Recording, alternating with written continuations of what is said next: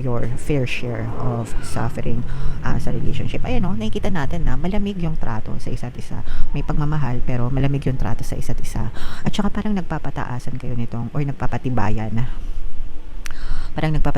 kayo nitong person mo, mga kapiksi. Kumbaga, hindi ako manghingi ng sorry sa kanya, siya dapat yung mahingi ng sorry sa akin. And likewise, ganun din yung iniisip niya na parang hindi siya magpapakumbaba sa'yo, dapat ikaw yung magpakumbaba sa kanya.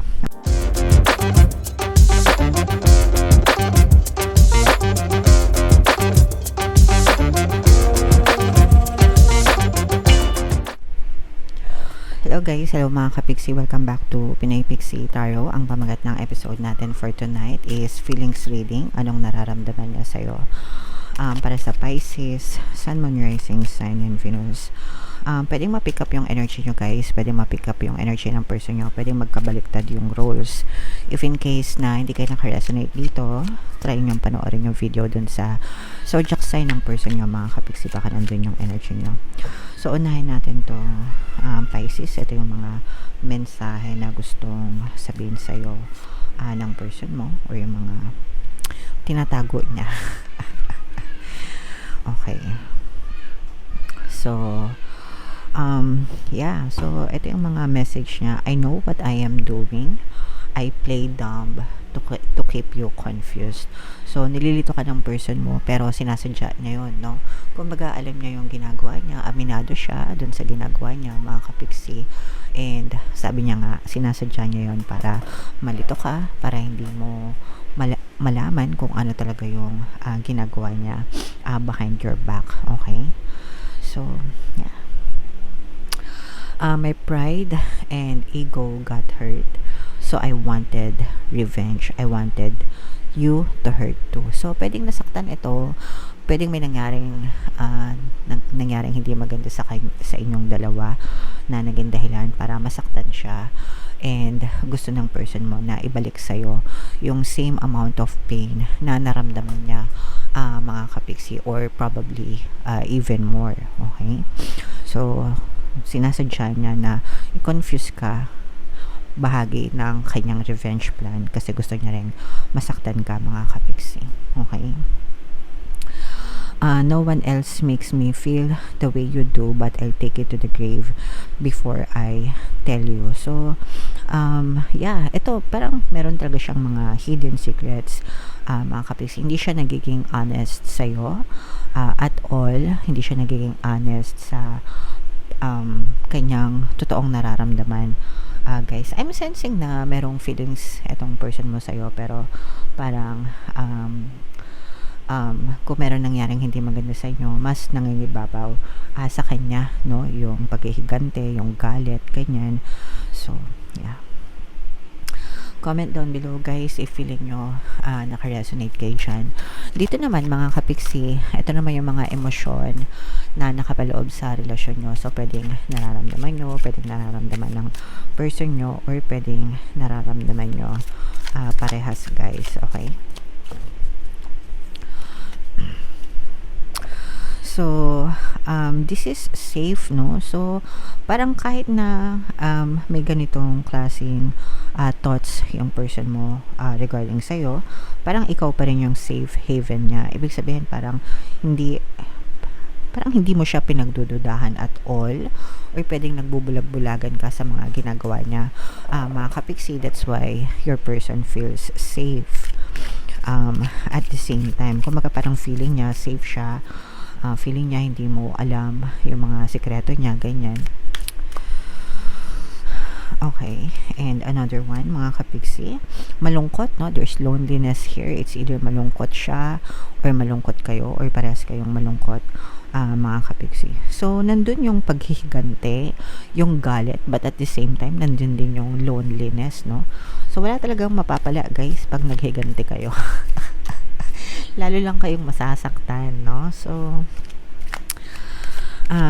kaya nga, diba, sa mga telenovela, sa mga series, sa mga movie, kapag nagre-revenge, diba, in the end, mas lalong nasasaktan sila. So, walang dinudulot na maganda yan, mga kapiksi. Ayan na, lonely na, sad pa.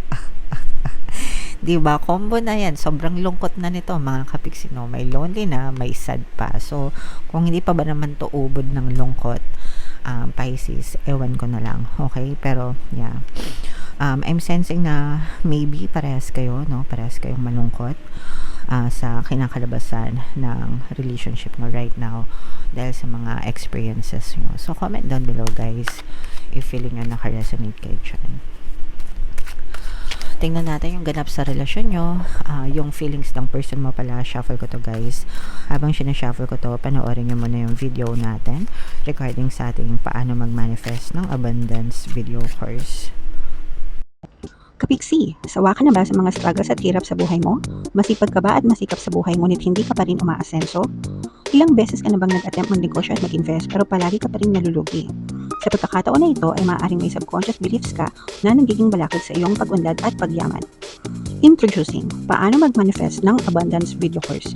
Dito ay matututunan mong ma-overcome ang mga balakid mo para tuluyan ka ng umunlad, umasenso, sumagana, maging matagumpay, successful at maswerte sa iyong kabuhayan, pera, trabaho, negosyo, salapi at kaperahan ng bonggang-bongga. Dali, mag-send na ng email sa pinoypixie@gmail.com at simulan na ang iyong pagyaman ngayon.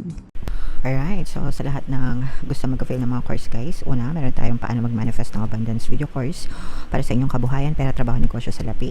Meron din tayong paano mawala ang third party at magkaroon ng harmonious na relationship. And meron din tayong email coaching, manifest your desires using the law of attraction. So, if interesado kayo dyan guys, mag-send lang kayo ng email sa pinoypixie@gmail.com.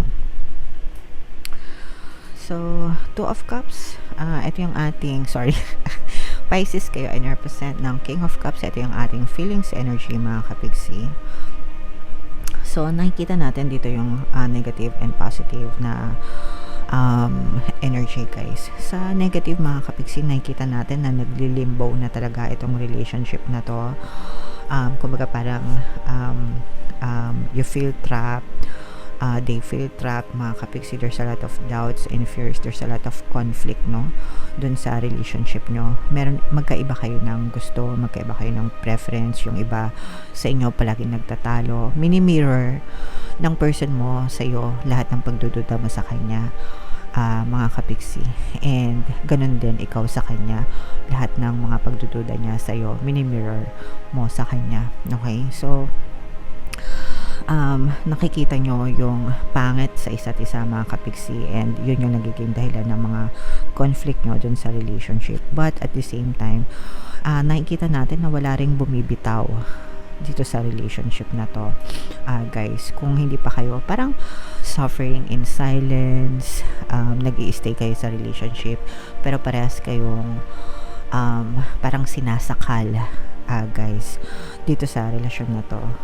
For some of you, you may be dealing with someone na mas bata sa inyo, mga kapigsi, very immature.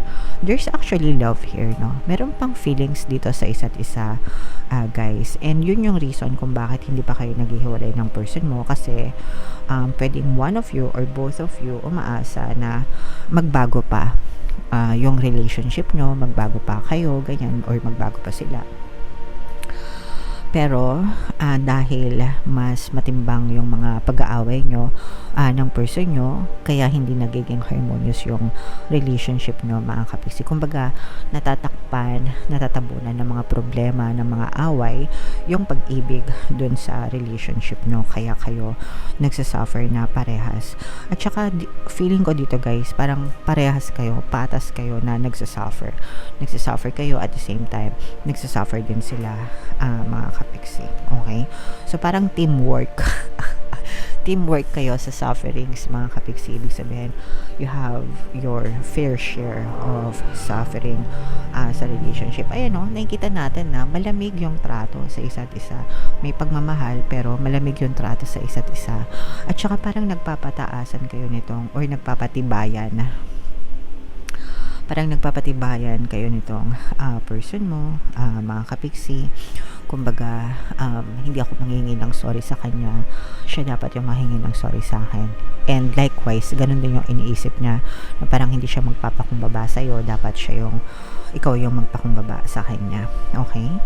And sabi ko nga sa inyo, itong person nyo, parang medyo may pagka isip bata ito. And yung iba sa inyo, parang for them, parang you're also just one of the options ng person mo, no? Kung hindi pa kayo, let's say for example, hindi pa kayo legal na nagsasama, or hindi pa kayo mag-asawa, hindi pa kayo nakasal, or whatever, hindi pa kayo nag-live-in, parang ginagawa ka lang din na option nitong person mo. Pero kumbaga parang hindi niya gusto na mawala ka, pero gusto niya kapag gusto ka niya, nandun ka. Nagets nyo ba? May mga ganun guys, na mga selfish talaga, no? Ito,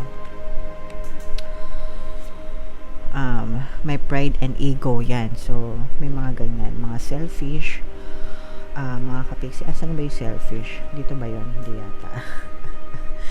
So yeah. Yeah, so parang ganun, guys, no, na parang ayaw kanyang totally mawala sa kanya, pero ayaw rin naman niyang mag-commit sa iyo kasi hindi niya kayang ibigay yung commitment na hinahanap mo para sa kanya. So dito guys, nararamdaman ko yung pagka-martyr ng iba sa inyo, although hindi ko alam kung uso pa yung martyr ngayon guys, pero yung iba sa inyo parang nagtitiis pa rin kayo dito sa relationship na to. As far as feelings is concerned, mga kapiksi, nakikita natin na may emosyon pa na nararamdaman sa inyo yung person nyo, pero sabi ko nga, natatabunan siya guys, no, ng parang mga away nyo, and